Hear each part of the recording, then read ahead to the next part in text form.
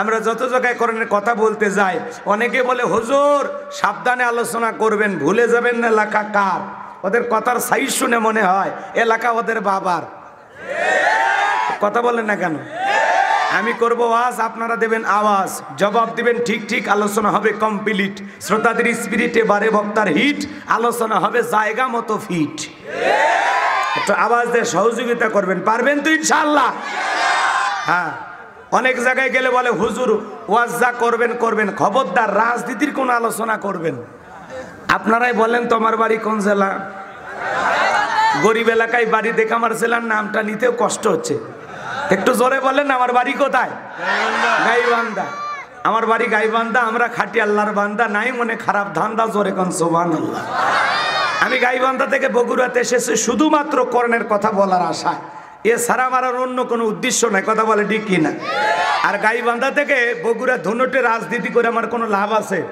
আগামী নির্বাচনে এলাকার মহিলা মেম্বার পদে দাঁড়ানোর কোনো চান্স আছে? তাহলে আমি কেন এখানে রাজনীতি করব? যদি করাই লাগে নিজের জেলা গাইবান্ধাই করব। কথা বলেন ঠিক কিনা? এই জন্য আপনারা টেনশন মুক্ত থাকবেন, আমি আপনাদের কথার সাথে একমত। আমি বাংলাদেশের রাজনীতি কোনো দলের বক্তা না, আমি রাজনীতিক কোনো বক্তব্য দেব না। I will not say any political word because I am not a leader of any political party. কারণ এখানে সব দলের লোক আছে না নাই? এখানে বসে আছেন আওয়ামী লীগ, বিএনপি, জাতীয় পার্টি, জামাত ইসলাম, জাসদ, পার্ষদ, চরমনা, আরশিদ, দেওয়ানবাগি, ফুরফুরা, হাটহাজারী ওলামা নিজামা, তাবলিগ, পাবলিক, ওলামা লীগ, গণতন্ত্র, গণফোরাম, সুসমাজ, বিকল্পধারা, এলজিবি, বিডিএম, নাগরিক শক্তি, ভিপিএল সোসাইটি, 4 দল, 14 দল, 8 দল, 19 দল, 20 দল, ইসলাম, বিএনএফ, বাংলাদেশ কংগ্রেস এ পর্যন্তই থাক। আবার ভিপি নূরের গণ অধিকার পরিষদ, তৈমুর চাচা নতুন খুলছে, তৃণমূল, বিএনপি, এত দলীয় লোক যেখানে, আমি কি বোকা দলীয় আলোচনা করব? এই দিক থেকে যদি একটা দলের লোক গুতা মারে, ওই দিক থেকে আর একটা দলের লোক থানায় টেলিফোন করে।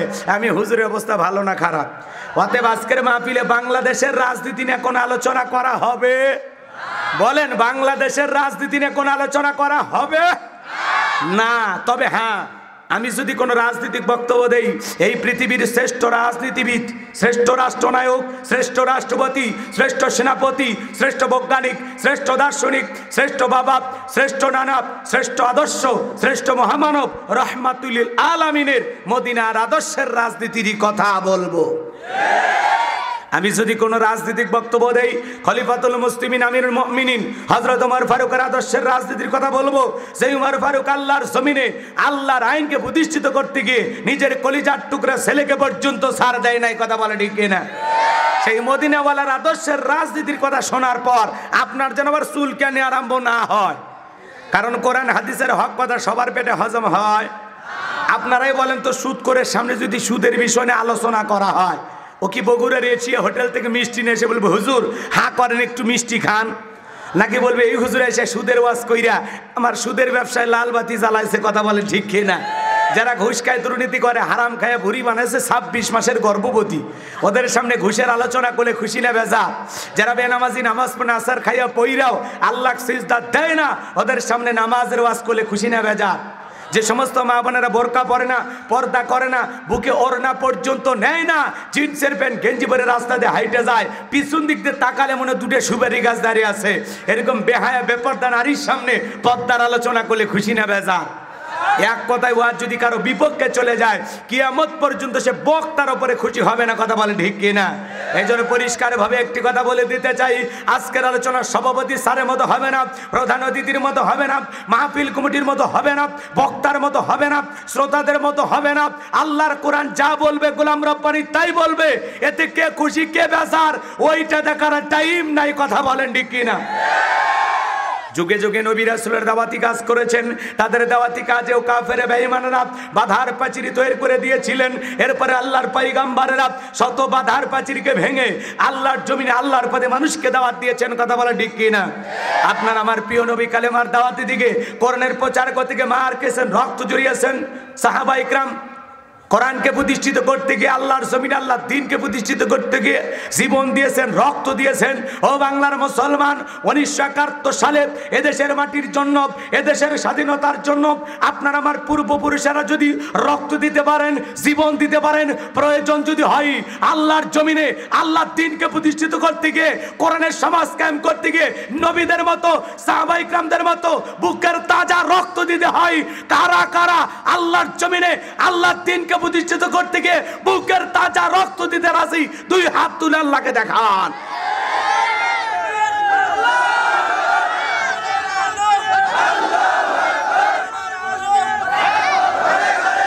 লিল্লাহে তাকবীর। একটু আওয়াজ দেন, আওয়াজ দিয়ে আশেপাশের মানুষকে বুঝেন যে না, খেলা শুরু হচ্ছে। হাত সোজা করেন। আমি কি হাত নামাইতে বলেছি? বলেছি। হ্যাঁ, হাত টান টান করে তুলুন। ওই যে মাঝে মাঝে হাত বেঁকা করে তুলেছেন, দুই হাত সোজা করার শক্তি নাই। আপনি পুরুষ মানুষ, দুধ ডিম ভিটামিন ক্যালসিয়াম মাঝে মাঝে কিনে খাবেন, একেবারে দুর্বল হলে চলতে পারবেন। হাত সোজা করেন। আমার আল্লাহ রাব্বুল আলামিন বলেন, ইন্নাল্লাহা আশতারা মিনাল মুমিনিনা আনফুসাহুম ওয়া আমওয়ালাহুম বিআন্না লাহুমুল জান্নাহ।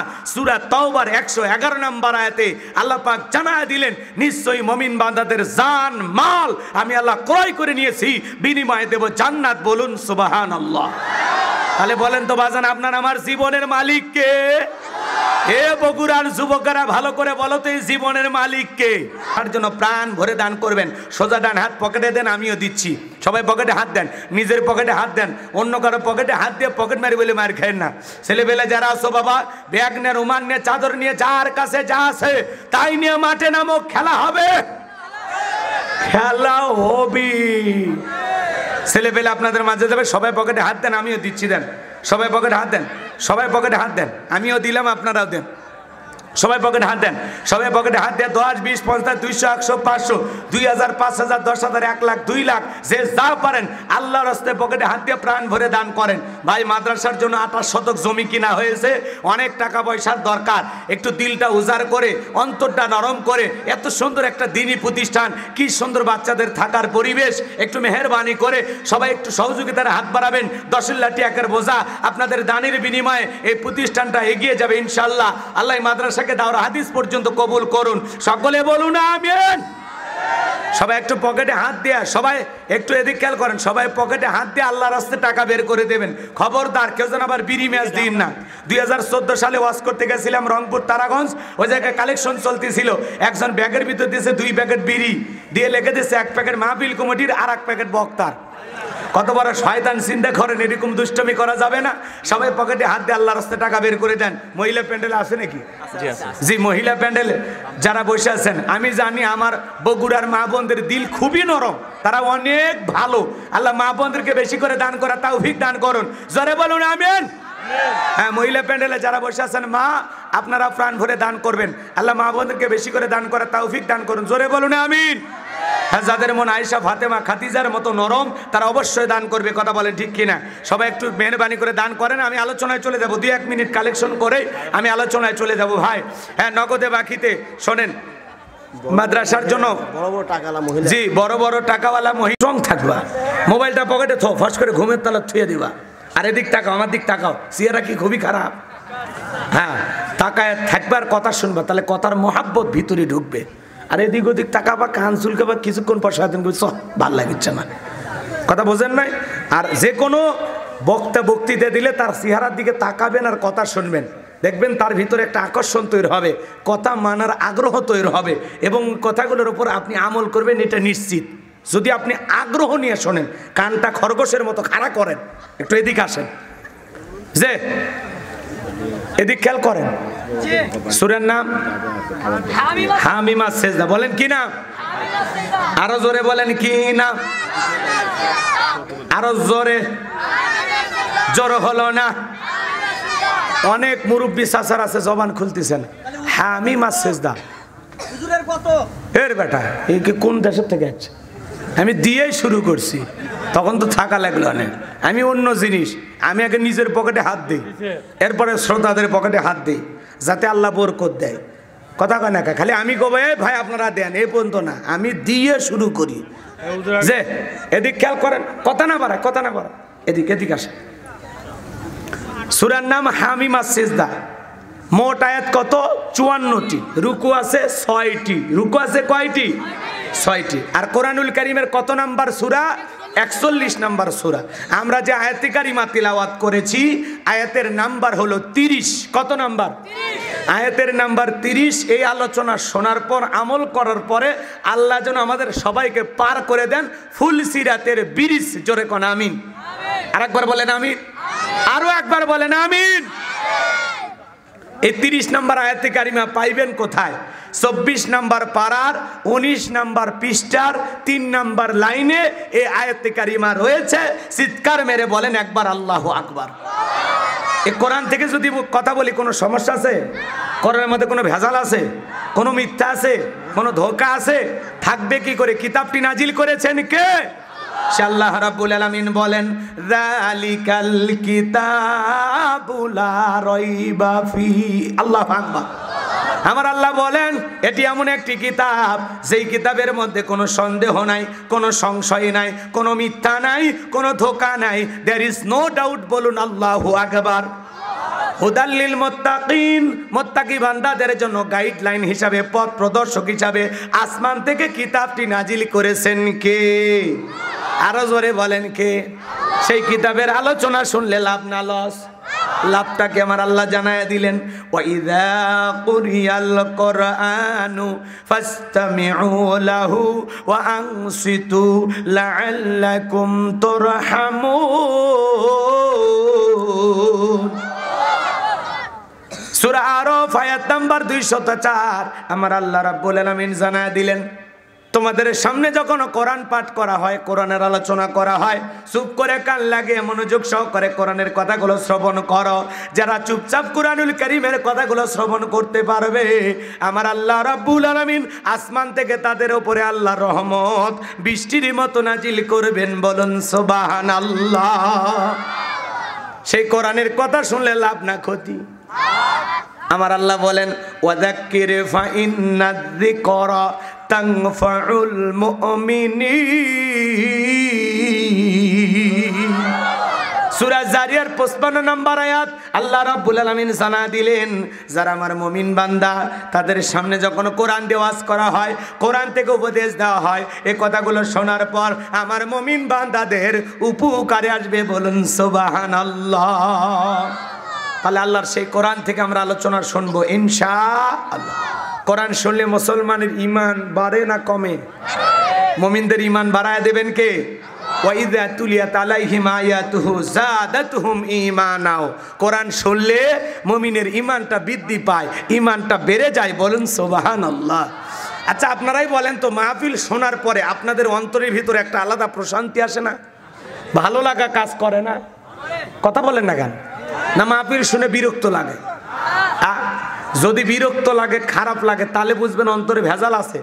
কারণ একই কোরআন, দুইজনের নামের শুরুতে আবু, একজন আবু বকর আর একজন আবু জেহেল। আবু বকর শুনে জান্নাতে যায়, আর আবু জেহেল শোনার পরেও গাদ্দারি করে জাহান্নামে যায়। কথা কোন ঠিক কি? তাহলে একই কোরআন কাউকে জান্নাতের রাস্তা দেখাইলো, আর কেউ শোনার পরেও জাহান্নামে গেল। কথা বলে ঠিক কি না? তাহলে মনটা যদি আবু বকরের মতো নরম হয়, কোরআন শুনলে ঈমান বাড়বে। আর মনটা যদি আবু জেহেলের মতো পেঁয়াজ গোছ দিয়ে ভরা থাকে, কোরআন শোনার পরে শয়তানি বাড়বে। এখন মনটা আপনার কেমন আপনি ভালো বোঝেন। একটু কথা বলে সহযোগিতা করুন। আগে বলছি না, একটু পুরুষের মতো আওয়াজ দেবেন।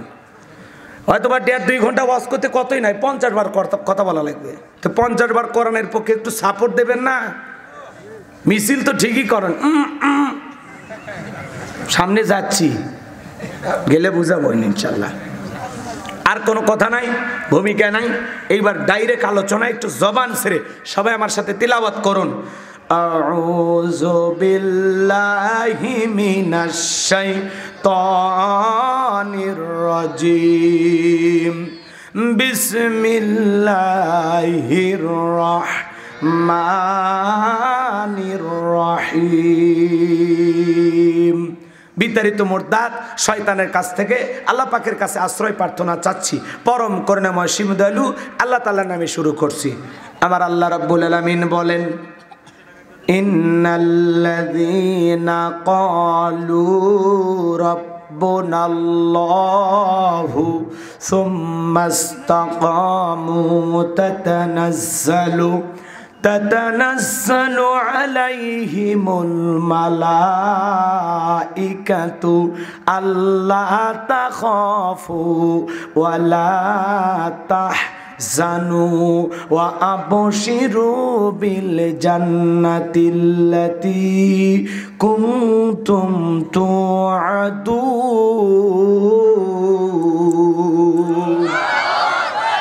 যে কোনো আয়াত বা সূরার তাফসীর করতে হলে কোন প্রেক্ষাপটে কোন সময় রসুলের ওপরে সে আয়াতটি বা সূরাটি নাজিল হয়েছে, সেই নাজিলের শানে নজুল জানার দরকার আছে না নাই? যদি শানে নজুল আলোচনা করা হয় তাহলে তাফসীর বুঝতে সহজ হয়। সুবহানাল্লাহ বলেন। তাহলে এই আয়াতি কারিমাগুলো নবীজির উপরে কোন সময় নাজিল হয়েছে সেই নাজিলের প্রেক্ষাপট আলোচনা করা দরকার আছে না নাই? শানে নজুল আলোচনা করা দরকার আছে না নাই? এরপরে আমরা আলোচনার গভীরে প্রবেশ করব ইনশাআল্লাহ। তাহলে শুরু করি। কষ্ট হচ্ছে আমার ভাইয়েরা?